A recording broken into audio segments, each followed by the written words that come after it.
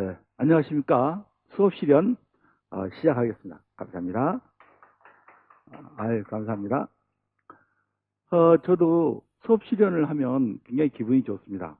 왜냐하면 수업 실현은 꼭 점수를 잘 따기 위해서 나기보다 이것을 잘 하면 훌륭한 교사가 돼서 수업 지도의 역량이 많이 늘어나기 때문입니다.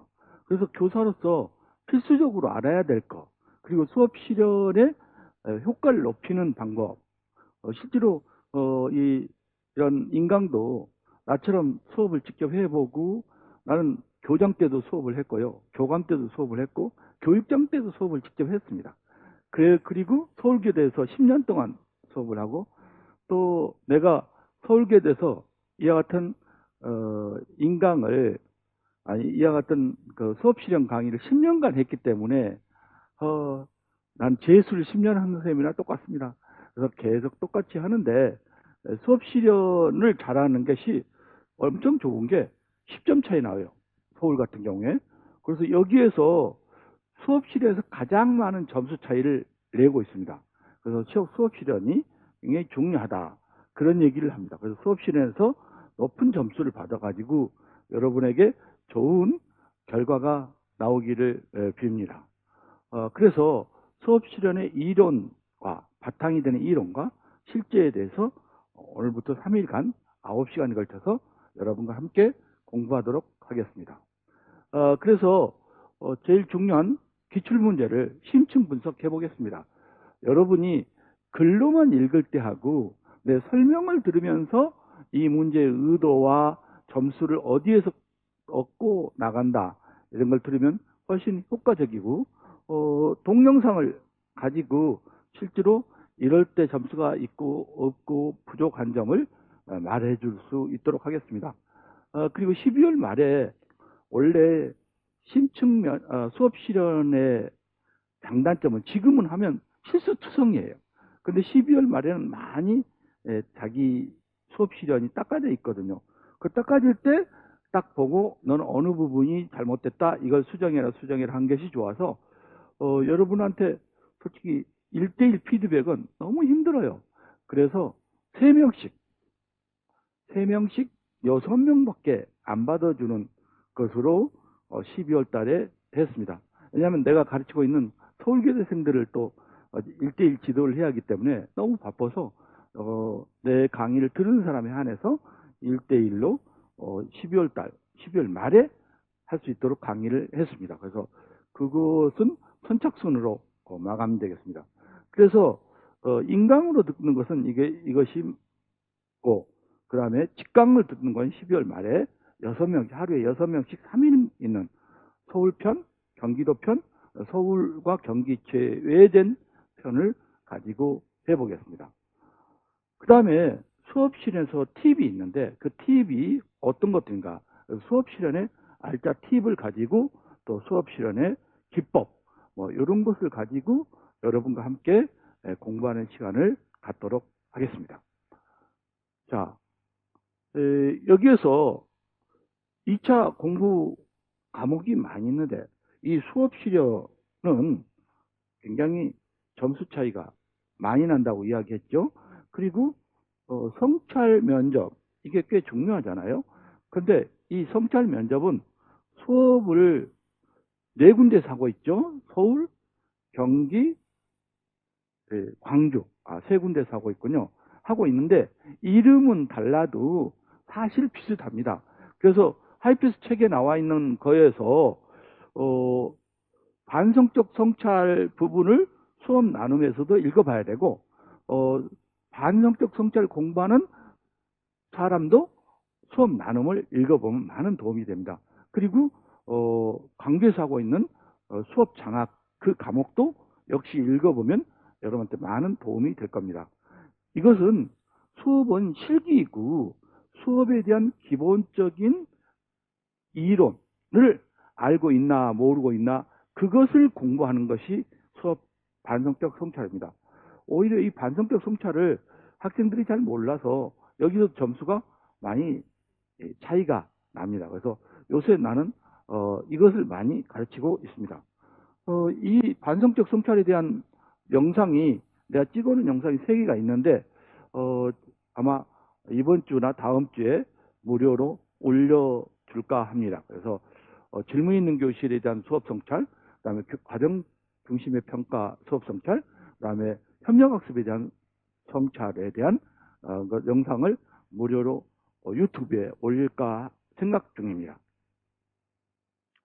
경기도가 가장 많이 사람이 보고 또 경기도가 중요한데 이 집단 토의, 수업 나눔 이 자체가 굉장히 경기도는 특별하죠.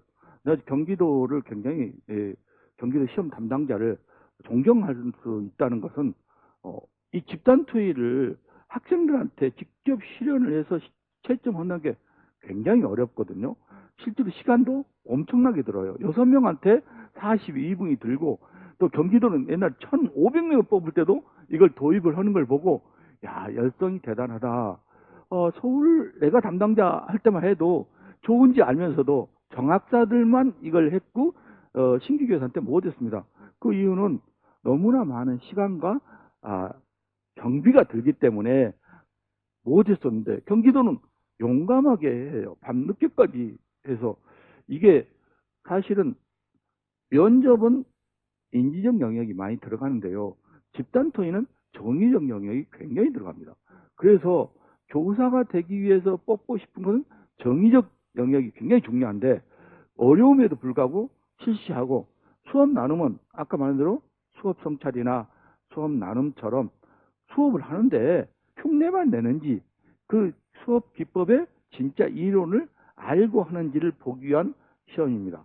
그래서 경계 특색이 2가지가 있는데 결국에는 개별 면접도 하고 수업 실현도 하지만 집단 토의와 수업 나눔이 특별하게 하죠.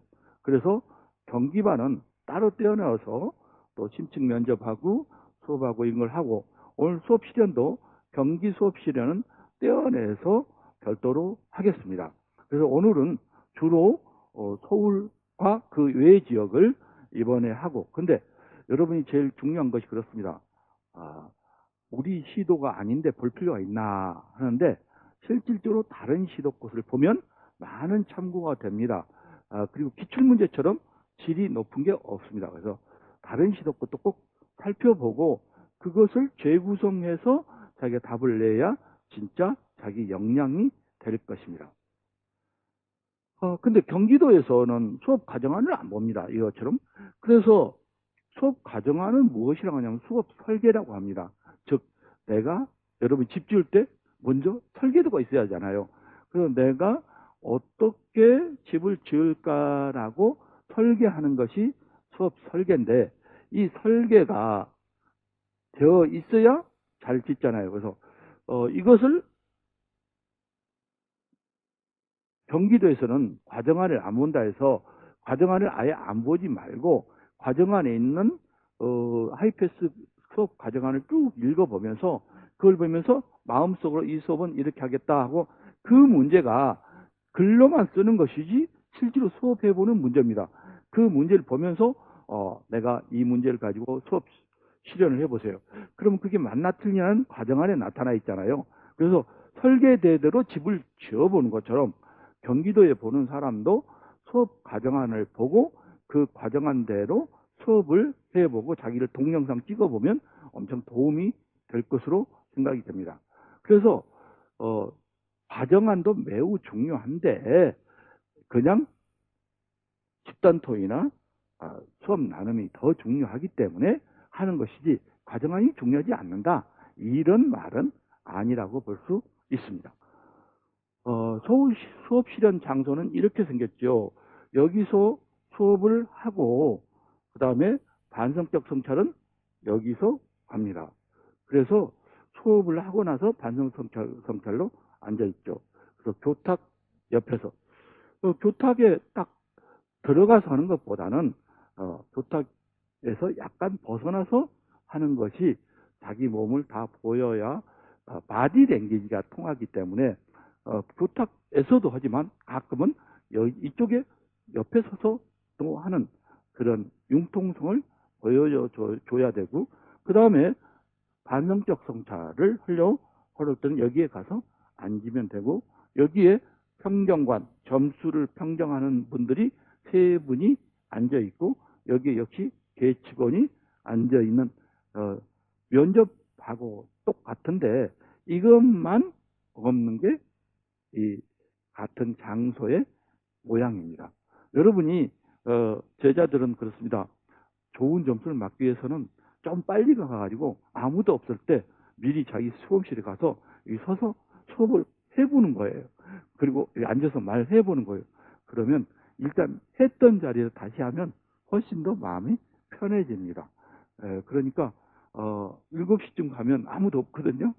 빈 교실에 딱 들어가가지고 대기실에 가니까 진짜 수업원장 가서 수업을 몇 마디 해보고 하면 훨씬 더 덜 떨리고 자신감이 생깁니다.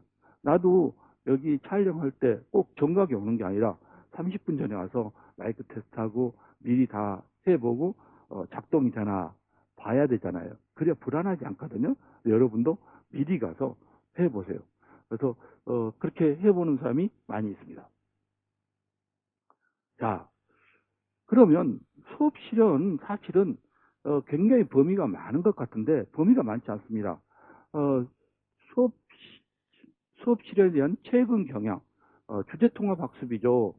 이 자료를 한번 검색해 쳐보세요. 내 카페만 와서도 주제통합학습 탁 치면 나옵니다. 그래서 주제통합학습으로 어떤 교육이 되고 있나, 이런 것을 알아보는 것이 좋죠. 주제통합학습, 프로젝트 학습, 그 다음에 배움 중심의 교육. 경기도교육청에서는 배움 중심의 교육이라고, 서울교육청에서는 참여협력 수업이라고 합니다. 참여협력 수업과 배움 중심의 차이를 조금 이따가 설명을 해드리겠습니다. 그리고 안정과 성장의 교육과정이라고 서울의 특색을 나타내는 교육과정이 있습니다. 1, 2학년 온전하게 재밌게 그런 슬로건을 걸고 이렇게 나오고 있고, 꿈실 교육이라고, 꿈꾸는 교실에서 꿈실 교육이라고 3학년부터 6학년 교육과정에 나옵니다. 서울 보는 사람은 이 꿈실 교육과정을 확실히 알아야 된다. 안정과 성장은 한 2년 전에 유행했던 거예요. 이것 지금 작년부터 유행이기 때문에 여기서 꿈실 교육에서 면접 문제, 수업 실현 문제가 나올 가능성이 아주 높습니다. 그 다음에 토익 토론. 작년에 경기도에서 토익 토론 모형 수업이 나왔습니다. 이 토익 토론은 서울도 5, 6년 전부터 계속 강조했던 모형입니다. 그래서 토익 토론 올해도 역시 어느 교육청이든지 중시 여깁니다.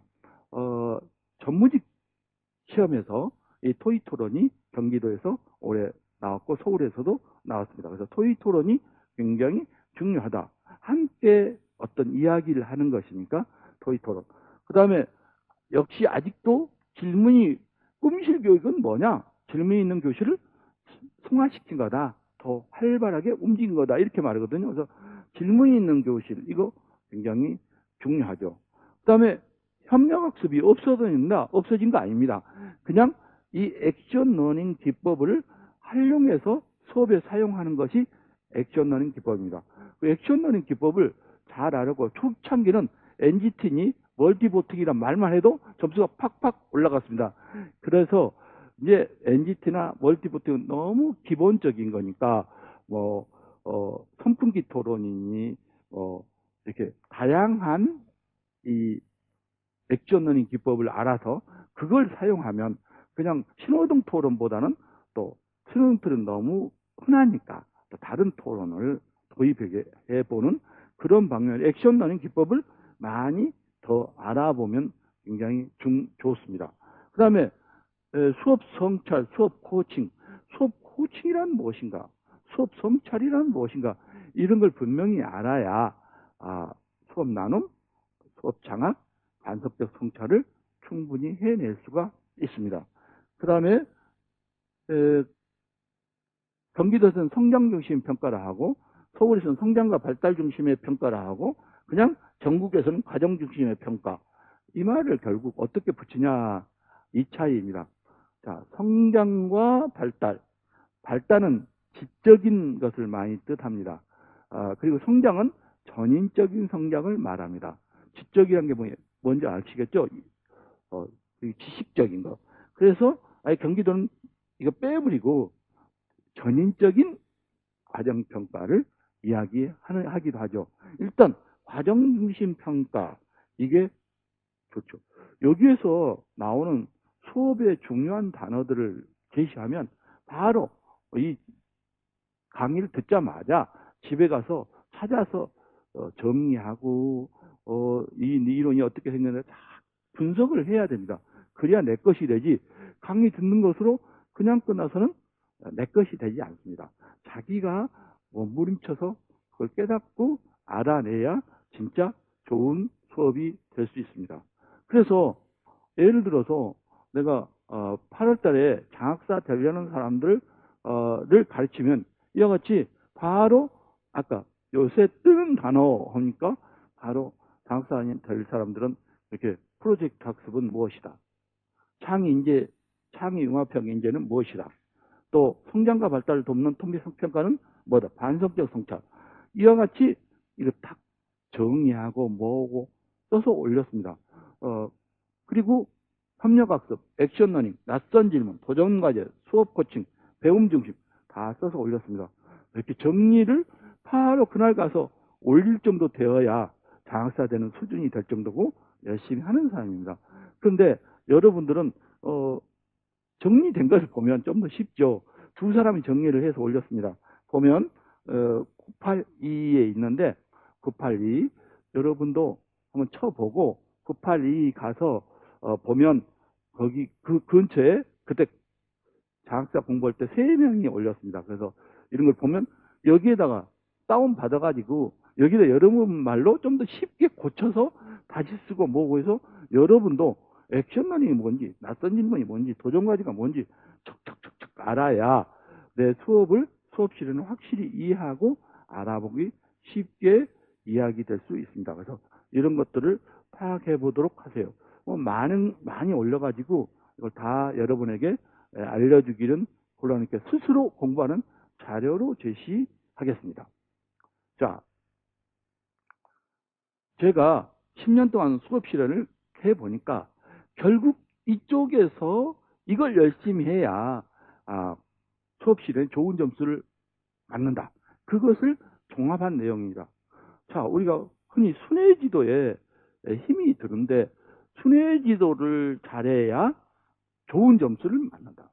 순회지도를 어떻게 할까요? 내가 말하는 것도 중요하지만 순회지도를 어떻게 하고 잘하냐? 배움 중심의 교육은 내가 이야기하는 게 아니라 여러분 수업을 해보라면 거의 다 말로는 배움 중심의 교육이지만 교사 중심의 수업을 합니다. 계속 혼자 짓거려요. 근데 요새는 수업을 하고 있으면 학교에서도 선생님을 보는 게 아니라 학생을 봅니다. 학생을 찍습니다. 학생이 집중하게 뭔가 하고 있으면 훌륭한 수업이고 교사는 떠드는데 학생들은 멍하니 구경하고 있으면 좋지 못한 수업입니다. 그래서 이 학생들끼리 스스로 자기들끼리 이야기하고 만들고 토의하고 이런 것이 많이 일어나면 좋은 수업입니다. 그러면 나는 내가 떠든 건 적게 하고 학생들의 활동을 많이 시킨다는 것은 순회지도를 하는 겁니다. 순회지도 할 때 나는 미러링, 학생들의 이야기를 나는 거울처럼 미러링, 거울처럼 그 행동을 옮기고 뭐 했구나, 괜찮아, 잘했어 이런 얘기를 막 해주면서 다니는 이 기술이 중요합니다. 특히 경기도는 이 학생 배움 중심은 굉장히 강조하기 때문에 순회지도를 얼마만큼 많이 넣느냐 안 넣느냐를 중요하고 15분 수업을 15분간 해라. 빨리 진행하지 말고 학생들이 이해하고 알 수 있도록 천천히 지도하라는 게 점수의 요점입니다. 그래서 서둘지 말고 많이 순회지도를 넣는 그런 수업이 좋은 점수다. 그러면 순회지도 할 때 교사는 어떤 것을 해야 되느냐? 안내, 촉진, 지원자의 역할을 해야 됩니다. 안내라는 것은 오늘 어떤 학습 문제를 가지고 어떤 액션 러닝 기법을 사용해서 무엇을 만들 것인가 이런 것만 안내하고 만드는 방법, 역할 이런 것들은 학생이 스스로 정하게 하는 겁니다. 그래서 오늘 할 내용, 공부할 내용, 공부할 문제 그리고 오늘 활동 일에서 해야 할 일을 안내하는 것은 교사가 하고 근데 사람들이 그래요. 안내를 받았는데 여러분도 그러죠. 내가 야 공부하자 하면 공부하면 좋겠네요. 좋긴 좋은데 난 하기 싫어요. 1차 공부하는데도 지쳤는데 또 2차를 그렇게 하자니 또 이 점수를 까보지도 않고 점수가 이런지 저런지도 모르는데 시작하기 그래요.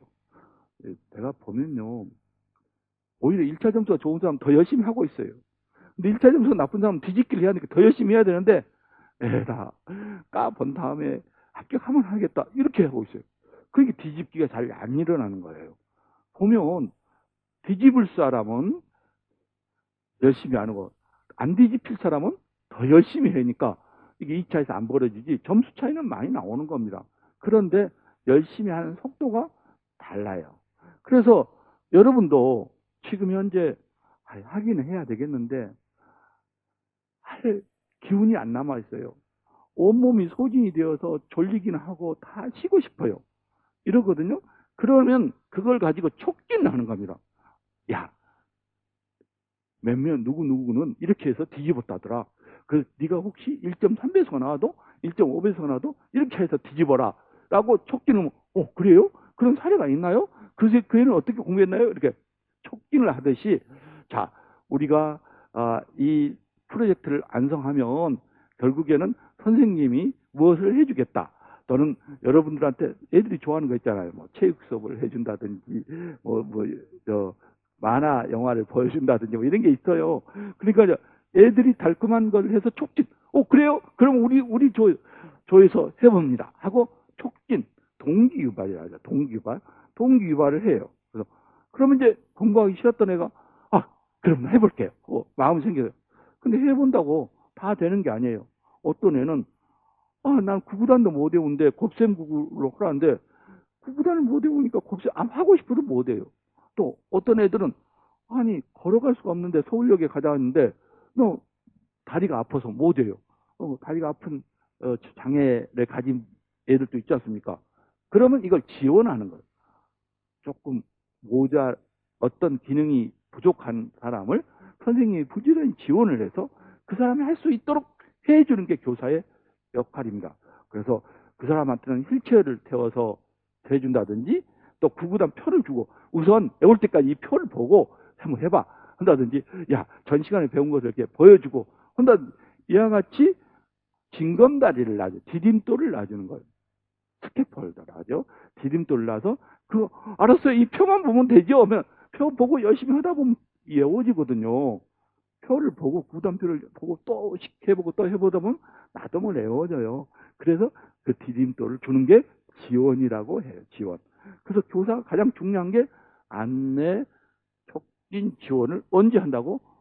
순회지도 때 해야 돼요. 순회지도 때 난 뭘 해야 돼요? 이걸 생각해서 뭘 해야 할까? 촉진시켜야겠다. 지원을 해야겠다. 근데 제일 많이 안내는 활동 앞에서 했고 촉진하고 이미 시작됐으니까 지원 역할을 많이 해요. 지원 역할. 혹시 참여할 수 없거나 부족한 사람에게 할 수 있도록 지원 역할을 많이 하죠. 자, 두 번째로 한 게 우리가 배경 지식을 알고 나한테 이제 수업에 대한 틀을 다 공부하면 똑같이 하면 안 돼요. 내가 우리 학생들한테 서울 교대 학생들한테 다문화 애들을 압둘라라고 썼어요. 그러니까 압둘라 재밌잖아요. 그래서 압둘라가 압둘라야 하고 있어. 그러니까 서울교대 애들이 다들 이렇게 다문화 치더면 압둘라야 막 그러는 거예요. 그러니까 처음에는 압둘라가 들으니까 재밌어서 다문화라고 알았는데 너도 나도 압둘라니까 이름이 압둘라만 있냐? 하고 식상했어요. 그리고 내가 가르쳤는데 그때는 내가 이 노량진 나오지 않았는데 노량진 표라고 다 압둘라만 한다고 투덜투덜 대더라고요. 그래서 똑같이 하면 아무리 좋은 것도 식상해요. 왜냐하면 30명이 똑같은 내용을 하는데 그나마 좀 새로운 걸 하면 재밌잖아요. 그래서 내가 그 소리를 듣고 내 카페에다가 가장 많이 쓰는 이름을 정리했어요. 100몇 가지를 정리해 놓은 게 있어요. 한번 이름 한번 쳐보세요. 그러면 그런 거 가지고 그 중에 마음에 든 내가 가지고 써야지. 뭐 몽골라라든지 뭐 새로운 거 있잖아요. 뭐 그래서 그런 걸 가지고 야 어느 게 써야 다문화를 쉽게 나타 다문화 애를 알 수 있는 부진화라서 판나 진아야 또 공부 잘하는 애한테 영재라서 판나 영재야 지호 너도 나도 진아야 영재야 압둘라 했다니까 이름부터 같은 거야. 그래서 자기 애인 이름을 쓴다든지 애인 하여튼 남자친구나 여자친구 이름을 쓰면 기분 좋잖아요. 이름을 딱 할 때부터 미소가 나와요. 그럼 나도 몰래 얼굴이 자연스러워지고 좋아요. 또 선생님을 한다든지 존경하는 분을 한다든지 넣어가지고 이렇게 이름을 그 시간에 맞게 과학이면 과학자 이름도 넣고 영실아 장영실을 해서 영실아 하고 뭐 그거면 뭐 누굽니까 세종대왕 말고도 한글 주시경 선생님 있잖아요. 이런 거 너 시경아 너는 역시 국어에는 뭐 이렇게 하고 그런 말을 넣으면 내 스스로가 재미있고 상대도 주시경 선생 아이디어 좋은데 이렇게 그래서 식상하지 않게 창의적인 것으로 다시 구상해야 돼요. 그러니까 배경 지식을 갖추고 만능 틀을 가지고 여기다가 내가 나만의 것을 집어넣을 때 뭘까? 집어넣어서 창의적으로 하면 점수가 40점 만점이 나오는 거예요. 40점 만점이 의외로 많이 나옵니다. 그리고 20점대까지 나옵니다. 이게 수업실 하나에 10점 차이가 나버리면 여러분 우리 교육 같은 경우는 10점 더 높이려고 얼마나 고생했어요. 8개월 뭐 근데 이건 한 달만 하면 점수가 팍팍 올라가요. 가성비가 굉장히 높아요. 그래서 특히 수업실에는 공부를 많이 해보면 할수록 재미있고 또 교사가 되면 바로 써먹을 일들이 대부분이에요. 자, 미러링. 그러니까 항상 학생들이 뭐 하고 있는지를 궁금하잖아요. 그러니까 항상 학생들이 뭐 한다는 것을 알려줘야 돼요. 그래서 미러링 기법을 많이 쓰고 뭐 하는구나, 뭐 하군요. 이렇게 하군요 그래야겠다. 어제 카페에다가 1대1 피드백 할 때 반말해도 됩니까? 라고 했는데 경어 쓴 게 더 좋습니다. 여기는 군화전법이라 해서 이렇게 했는데 군요전법으로 해야 되겠다. 우리 어른들끼리 상담할 때 군화전법 뭐 하구나 참 힘들겠구나 참 어렵겠구나 그게 공감이거든요. 맞아. 뭐 그것 갖고 그러니 이렇게 하지 말고 힘들겠구나 어렵겠구나 슬프겠구나 기쁘겠구나 이렇게 공감해 준 게 군화전법이라요. 이 군화전법만 하면 상담에서 굉장히 유리합니다. 그래서 여러분도 군화전법을 아예 입에 달고 살아도 돼요. 뭐 해주라는데 해주진 않고 돈이 많이 필요하겠구나 거기까지는 해야지. 그런데 내가 돈이 없는데 어떻게 하지? 근데 돈 좀 아꼈어 이렇게 뭐 빌려주라 하니까 네가 돈이 참 필요하겠구나까지는 해줘야 내 친구 같지. 돈 좀 아꼈어 이렇게 하면 친구 같지도 않아요. 안 빌려줘도 그냥 네가 돈이 많이 필요하겠구나 군화만 해줘도 사이가 나빠지잖아요. 그게 공감이거든요. 이 군화전법. 그리고 꼭 눈높이를 맞춰서 해야 돼요. 나도 이 카메라가 위에 있기 때문에 내가 보면 밑에를 보고 이야기하고 내 키가 더 작아 보여요. 왜냐하면 원래 범인이나 존경하지 않는 사람을 찍을 때는 위에서 밑을 찍어요. 원래 사진 기술에서. 그러면 딱 닮아해고 짜리몽땅해지고 못생겨 보입니다. 그리고 아래에서 밑으로 찍으면 하늘 날아가면 팍 찍을 때 밑에서 찍잖아요. 그러면 하늘 나는 것처럼 굉장히 그러니까 카메라에 밑에서 위로 찍으면 존경해 보이고 유대해 보이고 키가 커 보이고 늘씬해 보여요. 그래서 가능하면 이렇게 위에서 밑으로 찍지 말고 근데 요새 부모님도 공원에 사진 찍은 거 보면 뭐 자기 아들 딸 찍은데도 위에서 이렇게 찍으면 안 돼요. 무릎을 굽히고 자기 아들, 딸 눈높이를 찍어줘야지 자기가 위에서 찍으면 안 돼요. 엄마 아빠가 키가 크다고. 아니면 더 낮게 찍어준 게 더 좋습니다. 그러니까 우리가 학생들을 대할 때 학생들을 위해서 이렇게 지금 내가 이 위치에서 내려보면 여러분들을 이렇게 하대하는 것 같은 느낌을 줘요. 그러니까 학생들 할 때는 반무릎 상태. 어떤 사람 무릎을 팍팍 꿇은 사람이 있는데 무릎을 꿇는 건 너무 심하고, 그리고 현직 교사들이 점수가 안 나온 이유가 뭐면, 무릎까지 꿇어야 돼요? 뭐 그냥 나는 사실 수업 중에 그냥 서서 막 이야기했는데, 뭐 갑자기 이상하게 내가 반무릎을 꿇으라 뭐라, 나 그거 싫어요 안 하니까 점수가 안 나오는 거예요. 근데 현역 지금 4학년들은 합격해야 돼, 떨어지면 나는 안 돼 하니까 뭐 반무릎도 팍 꿇고 막 절박하게 이야기하는 거예요. 그 점수가 공명이 되어서 공감이 돼 점수를 팍팍 올려주는 거예요. 그래서 무릎을 꿇으면 너무 하는 것 같고, 반무릎, 이렇게 반무릎으로 꿇어서 눈높이를 맞춰줘서 이야기를 해요, 순회지도 때는. 그래서 이렇게 해야 된다라는 이야기를 합니다. 조건이 변별력입니다. 조건을 보고 해야 돼요. 그러니까 조건이 변별력인데, 이 조건을 할 때 어떻게 해야 하냐면, 자, 여러분도 똑같은 영화를 30번 본다 해봐. 그러면 나중에 질려서 하품 나오고 그냥 귀찮아 죽겠어. 그러니까 더구나 말로 하면 체크 하는데, 이 말로 지나가면 언제 되는지를 몰라. 나는 조건을 채웠는데도 상대가 알아들지 못할 때가 있어요. 어떤 사람은 알아듣고 어떤 사람은 못 알아들을 수 있어요. 그러니까 한 번만 한 게 아니라 3번씩 해주는 거예요. 어떻게 수업 의도나 이런 게 있으면 수업 의도 설명 때 나는 뭐 어떤, 예를 들어서 말을 잘 안 듣는 애는 어떻게 하고, 과정평가는 어떻게 하고, 뭐 다 이야기를 해버리는 거예요. 그러면 저 애는 조건을 착착착 하네 하고 벌써 조건 논지가 다 나와버렸잖아요. 그리고 여기에 서 있을 때 또 조건을 채우는 거예요. 그리고 순회지도 할 때 또 조건을 채우는 거예요.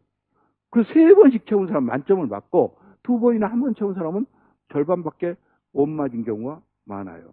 그래서 조건을 나 한 번 채웠으니까 난 됐다 하고 편하게 있지 말고 조건을 줘. 그리고 이 조건을 보통 사람들이 처음에 들 때 열심히 듣잖아요. 근데 갈수록 하품 나오고 안 들려져요. 그러니까 언제 채운 게 좋을까? 활동 1에서 하는 게 좋을까? 활동 2에서 하는 게 좋을까? 1에서 해버리는 거예요. 그래서 활동 1에서 가능하면 조건부터 척척척척 채워. 그래 놔야 이분들은 조건이 다 채우면 동그라미 딱 채워. 다 채웠네? 그 점수를 벌써 빡 올려놓고 벌써 계셔.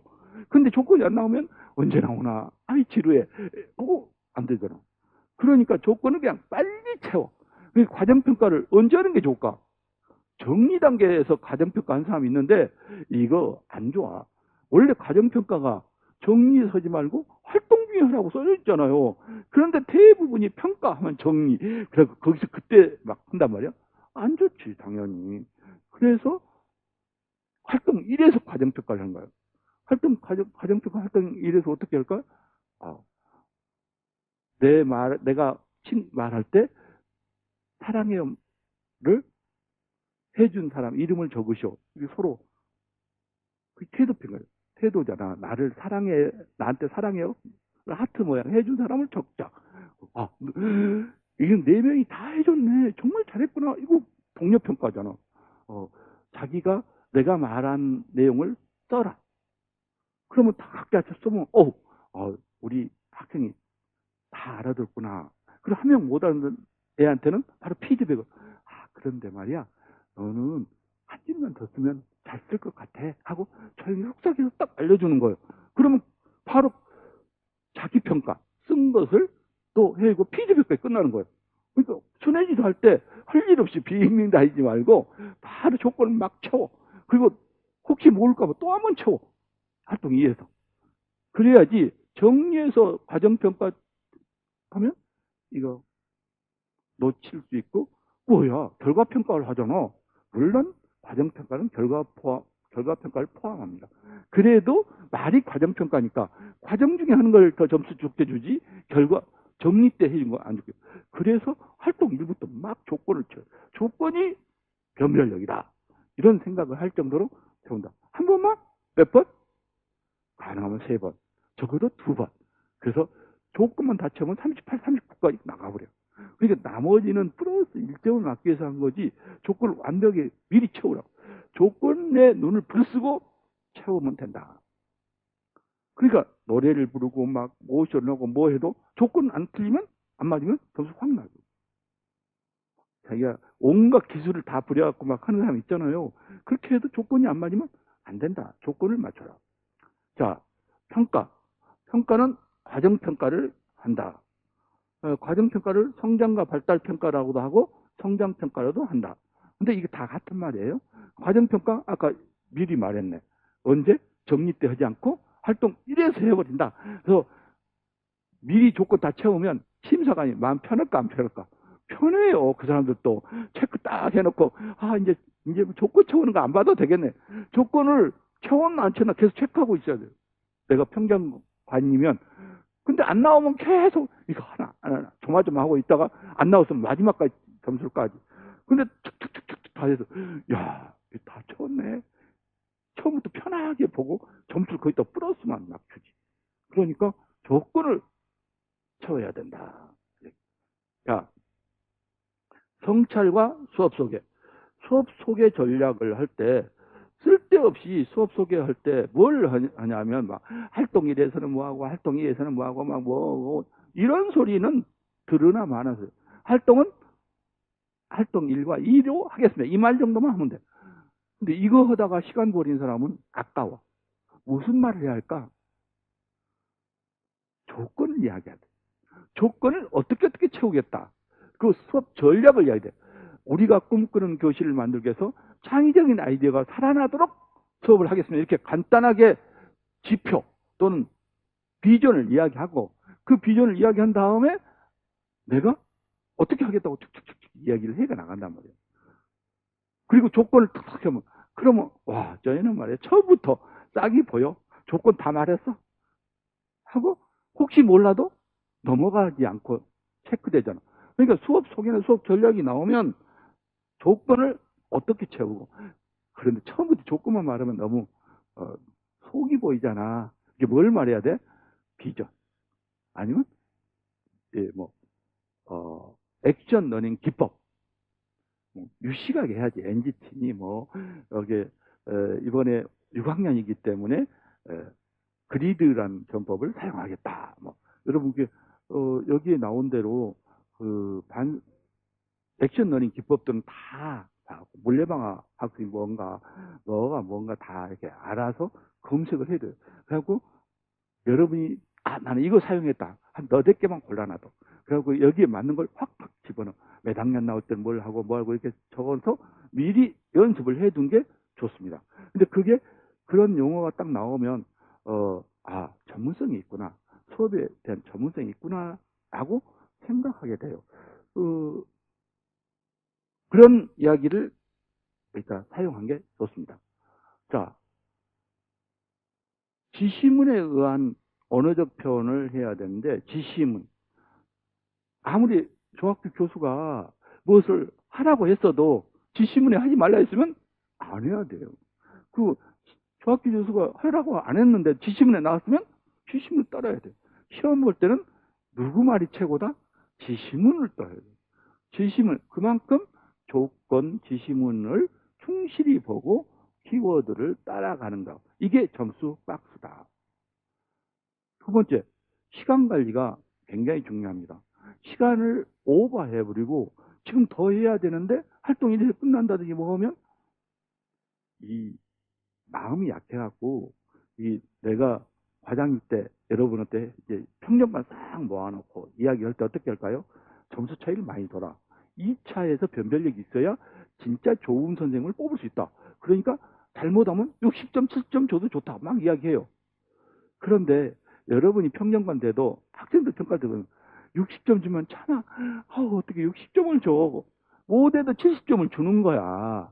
그러다 보니까 점수 차이가 별로 안 나는데 우리 특히 실기 점수나 이런 거 수행평가 점수 낼 때 선생님들 마음이 다 약해요. 그래서 또 100점도 잘 안 주고 잘했다 해도 98점, 99점 줘요. 그리고 60점, 70점을 차마 못 줘. 그런데 시간을 틀렸다. 그럼 마음 놓고 점수를 깎는다. 시간 관리가 잘못되면 아주 깎는 사람이 많이 편해. 그럼 시간도 틀렸잖아. 객관적이니까. 보통 잘하고 못하고는 객관적이지 않는데 시간 관리는 굉장히 객관적이니까. 그래서 시간 관리가 굉장히 중요하다. 근데 이 시간 관리하기가 참 어려우니까 이렇게 구상 시간이 15분이면 12시 45분에 맞춰갖고 들어가라 했잖아요. 전번 심층 면접 강의 때 또 구상 시간이 10분이면 11시 50분에 들어가서 깜빡 잊어버려요. 학생들한테 열심히 똑똑하기 전에 12시 전까지 딱 맞추고 가라 해도 꼭 잊어버리니까 아예 수험법 자기 관리본을 불려서 구상실 가기 전에 시간 조정을 잘 해놔라. 그게 중요하다. 그래서 시간 관리를 잘하고, 시간 관리는 부끄러워하지 말고 떳떳하게 몇 분 줄까? 여러분 1분만 더 줄까? 아직 못한 사람이 있네? 이거 하고 시간과 관련될 때 이렇게 이야기해요. 목이 마릅니까? 할 때 물을 먹으면 훨씬 더 물 먹는 게 자연스럽잖아. 갑자기 강의하다가 물을 꾹 마시면 뭐야? 그런데 지금 목이 마르니까 어떨 때는 이럴 때 이렇게 연관되어서 행동이 일어나야 돼요. 자, 이 침묵이 면접에서도 굉장히 중요했는데 이 침묵이 굉장히 중요하다. 침묵은 금이다. 그래서 주의 집중을 줄 수 있다. 그래서 갑자기 계속 이야기하면 졸려요. 난 잠이 안 올 때는 라디오를 틀어놔요. 뭔가 라디오를 안 틀면 조용하면 뭔가 막 생각이 막 이 생각 들고 저 생각 들고 막 오늘 수업은 어떻게 할까 이런 생각이 돼가지고 잠이 오히려 안 오는데 라디오에서 막 하면은 졸려요. 오히려 라디오가 들리지도 않아. 딴 생각이 안 나. 그것처럼 이렇게 계속 쉬지 않고 이야기하면 앞에 앉아있는 분이 졸려. 근데 말을 하다가 탁 끊고 있으면 깜짝 놀라서 면접까지 쳐다봐. 주의 집중이 오히려 되는 거야. 그래서 주의 집중을 할 수 있는 좋은 방법이다. 침묵을 겁내하지 말고 효과적으로 생각이 안 나면 잠시 침묵을 해. 그럼 생각을 빨리 해갖고 그 다음에 말해. 그리고 막 이렇게 놀래지 말고 생각이 안 나면 난 침묵을 할 거야. 잠시 쉬었다가 뭘 말할 건 생각한 다음에 말할 거야. 근데 여러분은 계속 말하기 위해서 생각과 말과 동시에 있으니까 생각이 끊겨버려요. 그래서 생각하고 말하고 생각하고 이렇게 하면 진짜 해야 할 말만 또박또박 이해했어. 이거 면접도 똑같은 방법이었죠. 자, 언어라는 게 우리가 면접 때는 공손히 보이려고 어떻게 했겠어요? 손 무릎하고 조심했고 이걸 3번만 쓰라 했잖아요. 그런데 바디 랭귀지가 굉장히 필요해요. 외국 사람들은 특히 바디 랭귀지가 많은데 여러분들은 바디 랭귀지가 없어요. 그래서 너무 착한 사람만 모였다 할 정도로 교대생들이 그러거든요. 까르르 종이만 굴러가도 낙엽만 굴러가도 까르르 웃는 것처럼 바디 랭귀지가 풍부해야 돼요.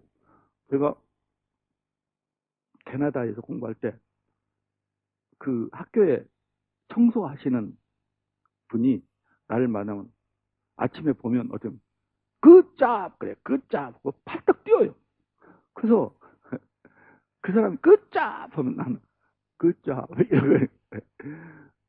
그런데 그 사람이 그걸로 만족하지 못해 굿잡 그래 그러면 나도 굿잡 그래 팔떡 뛰면서 굿잡이에요. 그때서야 나도 굿잡 그러면 그때서 됐다고 그래. 그만큼 우리는 환한 얼굴처럼 표정이 없어. 바디 랭귀지가. 근데 학생들이 재밌으려면 이 바디 랭귀지가 많아야 재밌어요. 그래서 너무 얌전하게 뭐 하겠습니다 뭐 이러면 학생들이 졸리고 면접관도 졸려요. 그러니까 바디 랭귀지를 많이 사용해야 돼요. 배우가 되라. 그리고 목소리를 높였다. 아이고 허리가 아파 죽겠다고 할머니 목소리 냈다가 초록아 하고 불러대다가 이렇게 이와 같은 똑같은 초록아 한 거하고 전 다르잖아요. 똑같은 초록이를 불러도 애들 목소리로 할머니 목소리도 불렀다 뭐로 불렀다 이게 부른 게 전혀 달라요. 이런 다양한 목소리가 나올 때 앞에 사람은 주의 집중되고 동기부여가 그냥 초록아 부른다. 간절하게 초가 어디 있니? 막 하고 부르는데 엄마 목소리, 뭔 목소리 하면 깔깔깔 웃으면서 선생님이 되면 학생들 주의 집중을 잘하고 동기부여를 잘하겠다는 느낌을 받는 거예요. 이게 반언어적과 비언어적 것이 40점 만점을 만드냐 못 만드냐 결정돼. 부끄러워하지 말고 용감하게 딱 맡으면 자신 있게 40점 만점을 만들어. 굉장히 중요해요. 비언어적 요소와 반언어적 요소. 시선. 꼭 시선은 어디로 가든지 이쪽으로 카메라가 이쪽으로 가도 이쪽을 보고 가운데 있어도 여기를 보고 왼쪽으로 와서도 여기를 봐갖고 언제나 학생들이 중앙에 있다고 보거든요. 학생들 중앙에 있다고 보니까 내가 어디로 가든지 한 중앙에 누가 계셔? 평정관이 계시잖아. 면접관이 계시잖아. 면접관 쪽으로 보고 이야기를 해야 돼요.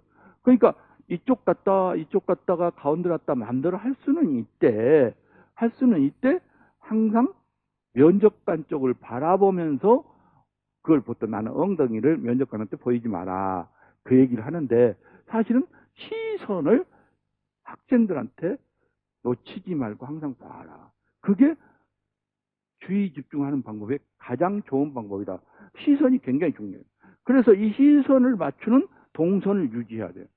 동선은 W자를 이야기를 하는데 이제 조금 있다가 실연을 보면서 동영상을 보면서 어떻게 수업실에서 시선을 유지하고 동선을 유지하는지를 알려줄 것입니다.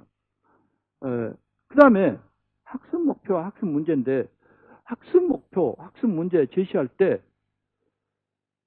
여러분들은 흔히 내려놓고 다 같이 학습 목표를 읽어봅시다 라고 이야기를 많이 하는데 학습 문제를 읽어봅시다 이야기하는데 그건 잘못된 방법이에요. 지금 배움 중심의 교육이나 참여 협력적 수업에서는 함께 어떤 걸 구상하고 함께 나가자는 거예요. 학생들 참여가 있고 학생들의 선택이 있어야만이 좋은 참여, 협력, 선택 학습이라 하거든.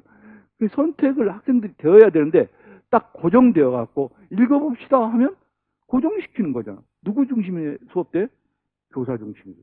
점수가 팍 나가는 거예요.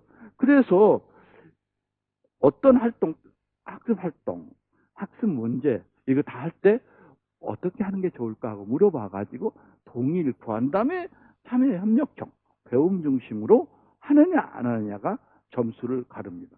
처음에 저희는 주어진 각본대로 뚜루룩 가는구나 교사 중심으로 이게 인상을 주면 우리 요새 수업의 근본 방침하고 틀렸네.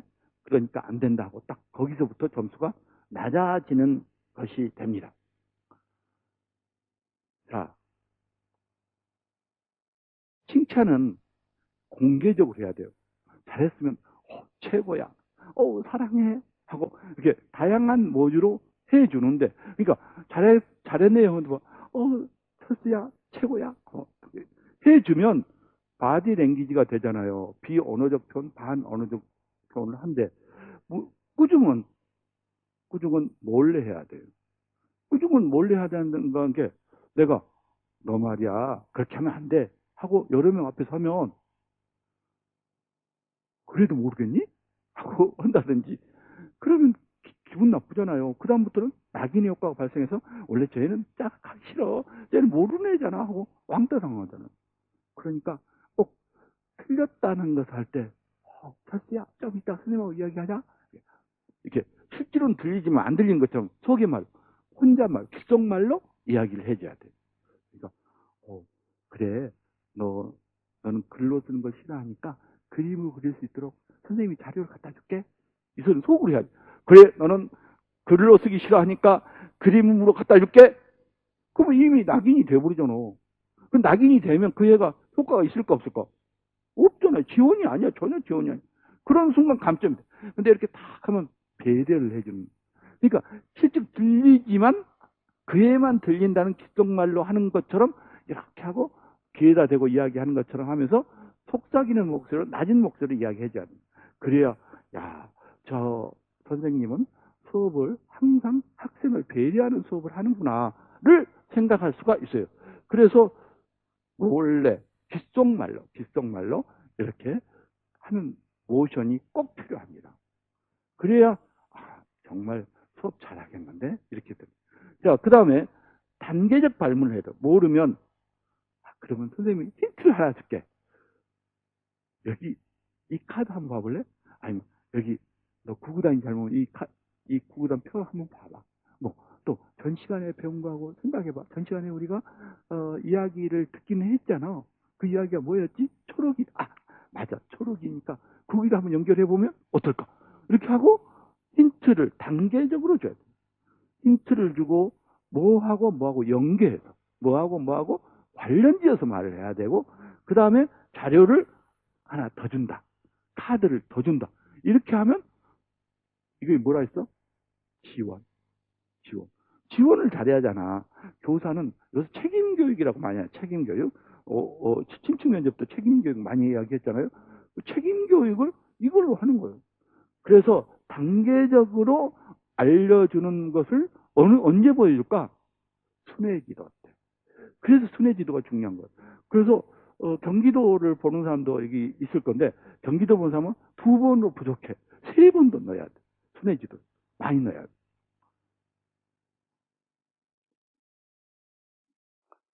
자, 그래서 그러면서 항상 얼굴에는 미소가 떠나지 않아요. 친절한 선생님을 애들이 제일 좋아한대. 애들이 제일 좋아하는 사람은 친절한 선생님이에요. 얼굴이 혹시 나처럼 못났을지라도 웃으면 좋아요. 근데 아무리 미남이 또 미녀가 왔다 해도 인상 빡빡 쓰고 있으면 친절하지 않고 재미없어요. 미소가 끝내 사라지지 않도록 공부를 해야 돼요. 그래서 미소, 그 다음에 여유, 그 다음에 말을 해도 자신감. 떨리는 목소리도 어쩔까 하고 조마조마하면 금방 상대한테 전달돼요. 이 목소리가. 그냥 우리 전화만 듣고도, 상대 목소리 안 듣고도 상대가 기쁜지 슬픈지, 우리 동생인지 남자친구인지 알 수 있잖아. 목소리만 듣고도 바로. 그러니까 여유와 자신감 있는 열정이 보이도록 자신감 있게 공부를 하면 됩니다. 그러면 이와 같이 수업 실현을 잘하는 방법을 살펴봤습니다. 다음 시간에는 실제로 동영상을 보면서 또 이야기해 보도록 하겠습니다. 그럼 둘째 시간에 봅시다.